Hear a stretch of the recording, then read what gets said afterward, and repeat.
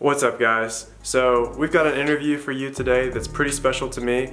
It's with a good friend that I met over Instagram a couple months back that ended up being able to fly over to Alabama to come and do this interview with us. It just worked out great for him because he had some other things going on here as well, so we sat down and had an interview about the cell phone repair industry as a whole and kind of his side of phone flipping, and talked about the ins and outs of his business as well as mine. It's a great interview, so without further ado, I'll shut up and get to it. Hey, what is up, guys? Welcome back to another video. As you can see here, I'm sitting next to a very special entrepreneur. His name is Jonathan Strange. He's 19 years old.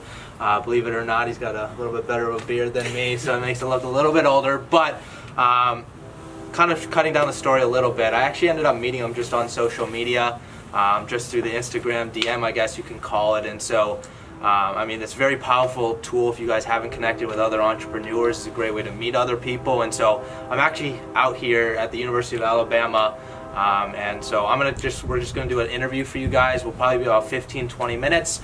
This guy's got a lot of knowledge to kind of spit for you guys. So with that said, I'm just gonna let him kind of take it off, introduce himself, and we'll kind of get right into it. So, what's up, guys? So, like I said, my name is Jonathan. I started my company when I was 14 years old. Really just needed some way to make some quick cash, and started basically, unlike Kish flipping phones, I was like basically fixing them for people. So people would actually come to my house. I didn't have a car at that point, so they would drop them off in my house, and I would repair them in my bedroom while they waited and outside the front of my house in their car. So from then I grew it into what I have now, which is actual shop location. And Kish is actually helping me like kind of integrate like buying and selling phones into the actual retail location that I currently have. So I have right now a business partner and then 2 technicians that work for us. So. Okay, and so I mean, for a lot of my audience, it's just based off kind of basically buying and selling phones. Not many people do the repairs. So I mean, I want to use this opportunity to just kind of like let you talk about giving them sort of value, right? So if anybody is watching this and they haven't flipped a phone, where does somebody start? I know you started pretty young. Like, what would you recommend? How do you get into the repair industry? Right, so I'm actually looking to start like Teachable. Is that what you use for your? Okay, so I'm looking to start like a Teachable too for like cell phone repair. So your audience can like kind of stay tuned for that part. But from day one, I mean, you know, I didn't have anybody that like taught me, okay, this is what you do, this is what you don't do. It was really just like, you gotta figure it out on your own, you know, like if you're gonna be an entrepreneur and hustle, like whatever your industry is, like you gotta figure out how to do it on your own, whether that's through reading books, YouTube, which helped me a lot, like just Googling like, how do I fix iPhone 6 screen replacement? Like there's probably 25 videos just on that one repair. So watch it a ton of times, grab a phone, like perfect example of a phone you can use is like maybe you bought a bad phone that was bad ESCN and you don't have a buyer for it because it's old. Take that phone, break it down. If it works, make sure it works first, and then try putting it back together.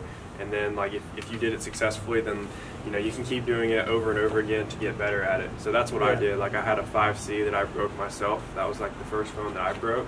Ended up like calling some people around to like get a repair quote to see how much it would cost to get repaired. And people were telling me these like outrageous numbers, like $150 for 5C screen replacement. I was like, screw that, I'll buy the kit and do it myself, you know. So bought the kit and took the risk, which I think the kit was like $20 back then or something, $25. Ended up fixing the phone myself, and then from there I've just like scaled exponentially. But yeah, just watching YouTube videos, like there's so much information that you can gain out there just from watching the repair videos and like how to do it yourself. But like I said, I'm trying to put together now like a course that will teach people more in-depth stuff that the YouTube videos doesn't cover. But anyone with honestly $50 in entrepreneurship, like hustle, can start a repair company for anything, not only phones. And so let's say they have $50. Where would you recommend somebody buys a kit? Do they buy it from a local place? Do they buy it online? Like, so if you want like the best quality parts, obviously you're going to need to eventually scale to where you can buy from China. Buying directly from wholesaling companies out of China that actually manufacture the aftermarket parts is going to be your best bet for quality, because one thing about repair industry is like, especially for phones, like the consumers know like when you're using crappy stuff. So like it's really common if you ask someone that's ever had a screen replacement done, like, is there a difference between that screen replacement and the one that Apple put on it? And most people are going to say yes, because whoever they got it done through was using like a $10 screen, and it did nothing. It was terrible quality. So eventually you want to get to a part where you're scaling to a place where you can buy the high quality parts out of China. But until then, if you're looking to buy parts, you can contact me, or I can put you into contact with someone who's looking to buy, buy parts. Perfect. And I'll link all your stuff down below as well. You guys feel free to DM me or whatever. If you're getting started and you want to buy like one of each screen, like I can definitely hook you up and send them to you, like USPS it to you or whatever you want to do. Okay. And now I know you said you own a location and everything like that. Kind of tell us how you got into that. Like, how did the vision start, and like how long did it take you to actually have a physical location and have an open business? So obviously, I started when I was in 9th grade at 14. My first client was a high school student that I had met at Lee, which is the high school that I went to, and he ended up just like finding me through like a friend of a friend that was telling people around the school that I did it. He had an iPhone 4 that was cracked, ended up repairing his screen. So from then, like, I realized, wow, like there's obviously demand for this. I'm gonna scale it and grow it. Being a 14-year-old kid, like I made a lot of mistakes in terms of my business and learned from it. But 2015, I ended up having a lot more people come to my house to repair it, obviously, because I had basically created my own website, which if you're getting started, like that's, I would say, obviously a necessity. Like most of your clients are going to find you through your Google rankings, and in order to get like your Google business listing, you can actually use your house for that, by the way. So if you have a house location, you can actually use Google to basically list your house as a business listing and then hide your address. So for example, if you've ever Googled something and there were like a business and there was no address, that person was probably using his or her apartment and then just letting it hide the address and click call. So that's what I would do. And people would end up calling, coming to my house and getting repaired. Once I was able to get a car, which most people probably watching this have a car. If you don't freak out, you can still do it. But if you have a car, it's even more scalable because you can go to them. And being in the repair industry and like being able to offer that mobile service of like, hey Kish, you got a cracked iPhone 5, I can come to you, fix it for $10 cheaper than what the guy down the street that you have to go to him will do. A lot of people will just take that up, especially people that are working. Like if you can go to their workplace during the day when they're working and fix it, they'll almost always say yes. So that was 2016 when I finally got my car. I had saved all the money from my repairs to buy that car. 2016, I was going and doing mobile repairs. 2017 came around, was scaling it even more, doing like, some days I would do 5-6 repairs a day. Some days I think my biggest day in 2017 was like 9 repairs. And what's the profit margin on that? So on that day, it was actually a Sunday, which is bizarre because if anyone that knows like the repair industry, Sunday is a pretty slow day. And it ended up being like a $1,400 day. So, and that was when I was 16, driving around. So that's crazy. But yeah, I would just line them up. Like, say I would start at 9 o'clock. I would say, okay, I've got an appointment at 9 o'clock in, Blue Ridge Apartments or this apartment complex, and then I would like line it up. So like have like I would 9 o'clock I would get a 6, 7 o'clock would be a 7, and so on, and just scale from there. 2018, or sorry, back up. 2017, I'm a senior in high school. In the fall semester, the first semester of my senior year, I ended up hiring my uncle part-time to basically keep the phone at home and like answer the company phone that we had and basically do the repairs while I was in school, because what I was having happening is like people would call my Google listing or like my free ads while I was in school, and depending on the teacher, sometimes I couldn't answer the phone. Sometimes I could. I'd like sneak away to go to the bathroom to answer it or like reply by text. But I was losing a lot of clients through that. So hired him, and he was actually working out of my grandparents' house that I was living with at the time. We would literally have people, like 2 or 3 people, pull up at the same time in the front, And we would go out to their car, they'd fill out our little paperwork form, you know, just saying like, we're letting us repair their phone basically. And we would take it back inside to my like little office room that I had, and we would fix them at the desk, take them back out to them in less than like 20 minutes. And that like kicked off. But one thing about that is like doing it out of your house though, is you gotta be careful, because if you live in a nicer neighborhood like my grandparents do, like people get irritated. So we ended up getting like letters from the mayor. We had so many people complaining that there were so many cars out front all the time. They thought we were selling drugs, so they reported us at first. And all of our neighbors hated us because there would always be like shady cars out front for people trying to get their phone repaired, or just a ton of cars at the same time. So after a while, we were like, we got to do something about this. Like, I've had the mayor call me. I've had like letters from neighbors. I've had letters from like the neighborhood association. Like, they're not going to let us keep doing this. I was like, okay, we got to do something. At that time, I was still in high school, so like a retail location really wasn't going to work for me then. And so what I would recommend you guys doing, if you ever get to this point, is scale to like an office shop, which is what I did. You know, I got an office and turned it into sort of like a retail place. I got a couch. You guys can go to my Instagram. You can probably link this, and you can see like the pictures of like the progression. I'll make sure to post those so you guys can see like what the office was. You know, my first desk office in my house to my office in the beginning of this year to like my actual retail shop. But anyways, got the office location and was doing phone repairs out of there. That way we had a physical location that we could advertise with an address that wasn't shady like a house. And that was this January. Fast forward to November, I signed my first commercial lease, which is where I am now, and actually a retail location in front of Walmart, in a pretty, actually not the nicest part of my town, so in terms of retail. Okay, cool. But that's the journey. And so I know, like, I guess people watching this, I always get a lot of questions like, people want to see like what can they potentially go into, right? And like for you, it was like the repair shop. So kind of give, everybody wants to know numbers. So like, what's a breakdown of what an average shop would cost in your opinion, with the parts, like with the location, to start up? How much capital would you need? So luckily for the industry today, like when I started, there were no, like repair was kind of like, I'm trying to think of like an equivalent industry that like the repair would have been like in 2014.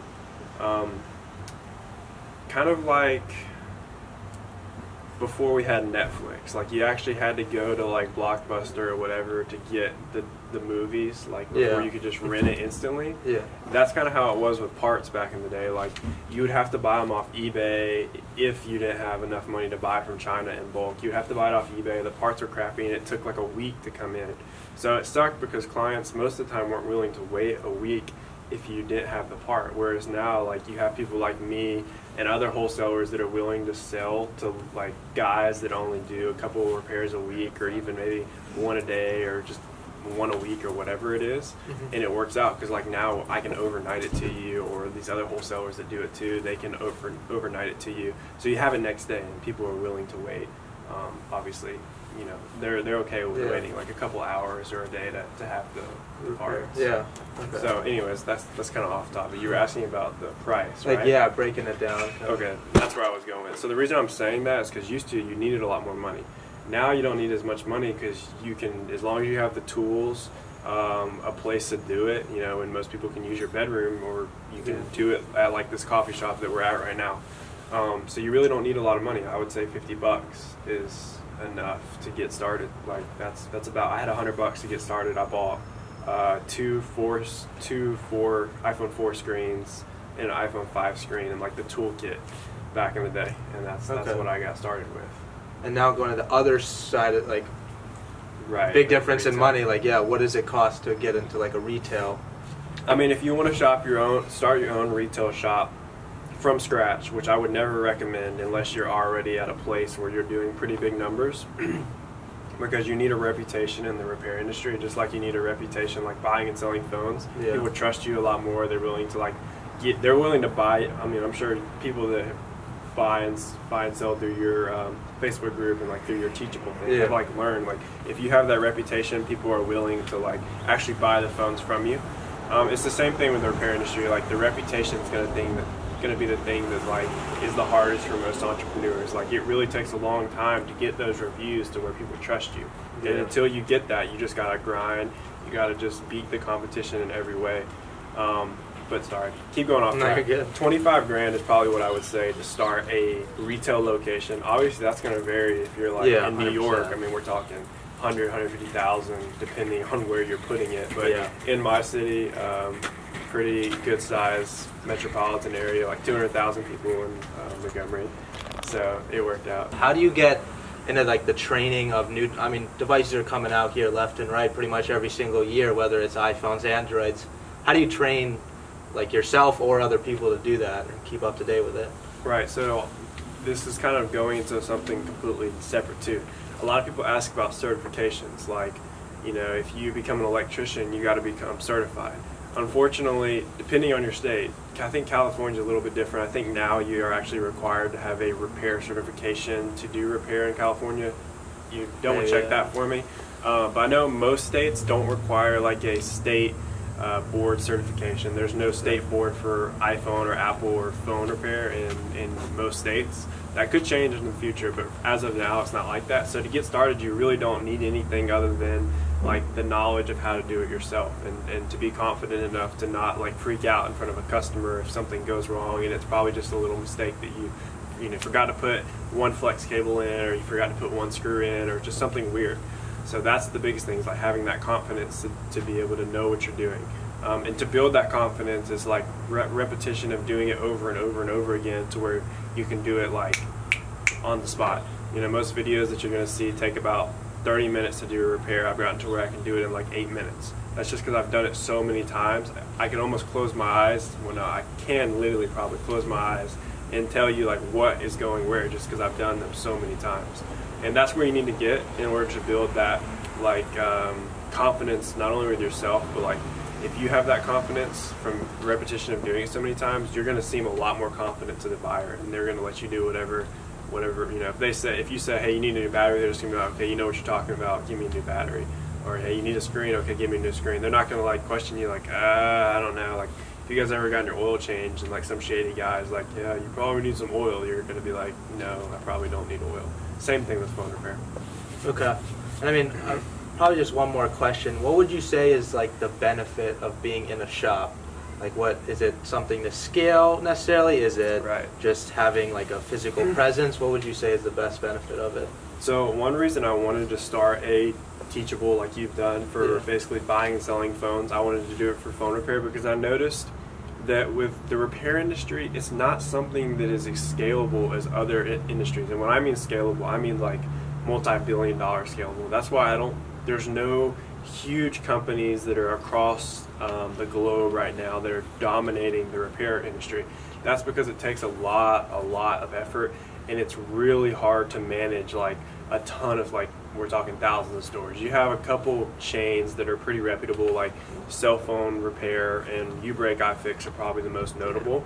But even then, a lot of people don't understand that those are actually individually owned and managed. They're just a franchise. So the way it works is, you know, if I wanted to convert my store to a U-Break or iFix or Cell Phone Repair, I could. All I would have to do is pay a franchise fee. You know, like when Chick-fil-A puts in a new store, like they have a franchisee owner, but like Chick-fil-A still really owns that store. When a U-Break iFix store goes in, or like a cell phone repair store goes in, the actual owners of the store are still the people that are running that store. And I'm saying that because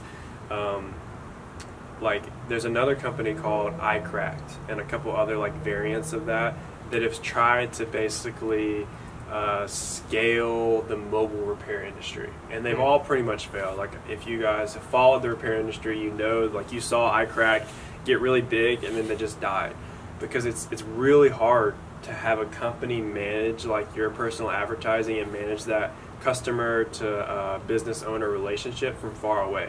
Whereas like in the food industry, you can do that. You can run TV ads, you can run social media ads, and like get Chick-fil-A or Zaxby's or whatever the company's name is out there.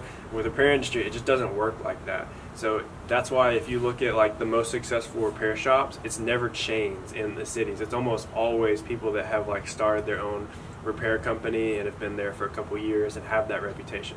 So I think the question was, how does having a store, what's the benefit? The benefit. So having a store, again, it falls into that reputation. If you have a store with a sign on it, people are automatically going to assume, like, okay, these people know what they're talking about. They don't argue with you. They just pay, you know, basically more money. Like if at the end of the day, it's just going to come down to more money.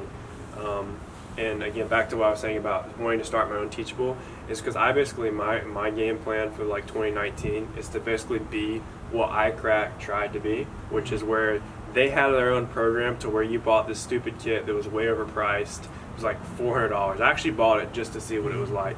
And they had repair videos to show their techs how to use it. But the problem is most of the techs signed to the company and then basically just started doing it on their own because they realized, wow, this is a scam. They basically are charging me just to watch these stupid videos that don't help me. I have no one to call when I have a problem. It just didn't work. So I'm trying to create this Teachable so people can like see, hey, look, this is how you actually do it. You know, I want to have actual communication with people so they can ask me questions like when they have a problem and try to fix this gap in the repair industry that I think big companies just don't realize, because they've never actually done the repairs. They've never actually been like me and you and like doing the grinding part. And if they did that, I think the game would be completely different. They wouldn't even try to scale the way they have. Yeah, and the cool part is, like, he mentioned this in the beginning of the video, like one thing he hasn't even tapped into necessarily yet, and I'm trying to help him with it a little bit, is like these don't necessarily need to be just repairs, right? Like he's starting to buy phones, started to flip those for really good profit in shop, because you can pretty much sell them at top dollar. I mean, you have a physical location. He's talking about that reputation. Nobody's going to deny that that's a bad phone or anything like that. So like, definitely, if you guys, like, I know most of you are in the phone flipping space, I'd recommend, obviously with today's knowledge, you guys should definitely start looking into the repair industry. And again, Jonathan's going to be creating a YouTube channel here. This is probably my first video. So if you guys have any questions, I'm going to have him like pretty much be on the comment section, so hopefully you can answer a bunch of these guys' questions, because I probably won't be able to in terms of the repairs. Or DM me. Or DM, yeah. I'm going to link his Instagram down below. I'll probably put up a screenshot here as well, so go follow him. Hit him with that subscribe button. With that said, if you guys made it to this far in the video, I appreciate you guys so much. If you haven't liked the video yet, I know there's some value in here today. And if you haven't subbed to the channel yet, I'd appreciate it so much. And with that said, I'll catch you in the next video. So guys, I hope you enjoyed the interview. Definitely check out Kish's stuff. I'm going to be linking all of his information into the description. Definitely check him out. The guy knows his stuff. If you're looking to get into phone flipping or just to make some extra cash on the side, I would definitely say check out Kish's vlogs. He definitely is an expert on the subject and can definitely get anybody that's interested in hustling and grinding into the phone flipping business and making money fast. Obviously, there's a lot of hard work that goes into that. Nothing worthwhile is easy in life, but if you're willing to put in the effort and you have the drive, definitely check out Kish's stuff. Super nice guy, and he definitely knows his stuff. So without further ado, thanks for watching.